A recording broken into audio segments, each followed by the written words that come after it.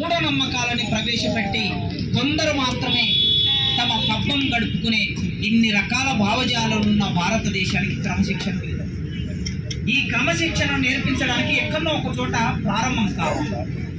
ఆ ప్రారంభం అనేది ఇది ఇట్లాంటి ఒక 200-300 మంది ఈ ఒక సంఘంలో పనిచేసే మిత్రులందరూ కలిసి ఒక పద్ధతి ప్రకారం కూర్చొని అంబేద్కర్కు నివాళి అంటే దండలు వేయటం మాత్రమే కాదు, ఆయన ఆశయాలని మనసులో పెట్టుకొని ఆ ఆశయాలని నిరంతరం మన జీవితంలో ఆచరించటము.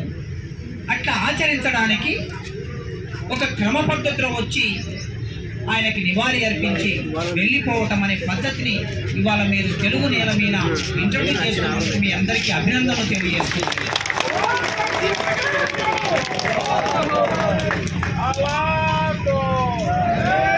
బహుశా ఏ సంఘం కూడా ఇట్లా చేయదు, ఏ సంఘం చేయదు. అంబేద్కర్ యోజన సంఘాలు ఉన్నాయి, అనేక దళిత సంఘాలు ఉన్నాయి. ఇవన్నిట్లో ఇంత క్రమ పద్ధతిలో అంబేద్కర్కు నివాళి అర్పించే ఒక్క సంఘం కూడా ఇవాళ ఈ తెలుగు నేల మీద లేదు. కనుక రాజకీయ నాయకులైతే రాజకీయ నాయకులకి అసలు క్రమశిక్షణ లేని మనుషులు ఎవరైనా ఉన్నారా భారతదేశంలో అంటే రాజకీయ నాయకులు.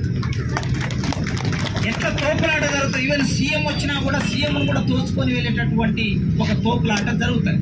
మన పోలీసు మిత్రులు ఉంటారు కనుక సీఎంకు భద్రత వలయం ఉంటుంది కనుక ఆ సీఎం దగ్గరికి రావడానికి కాస్త ఇబ్బంది అవుతుంది. కానీ పోలీసు మిత్రులు లేకపోతే సీఎంని ఎక్కడ నెట్టిపడేసి వీళ్ళు వచ్చి ముందు దండేసుకోవచ్చు. అట్లాంటి పద్ధతి కొనసాగుతున్న దేశం.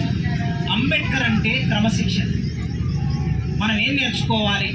ఆల్రెడీ మీరు నేర్చుకున్నారు, దాన్ని మరింతగా విస్తరించాలి. అంబేద్కర్ అంటే క్రమశిక్షణ. భారతదేశంలో ఎవరైనా కొన్ని పేర్లు తీసుకొని ఒక క్రమ పద్ధతిలో మనం రాసుకుంటూ వస్తే క్రమశిక్షణ కలిగిన వాళ్ళు ఎంతమంది అని రాస్తే ఒక 10 మందో 15 మందో ఒక జాబితా తయారైతే అందులో మొదటి పేరు డాక్టర్ బిఆర్ అంబేద్కర్.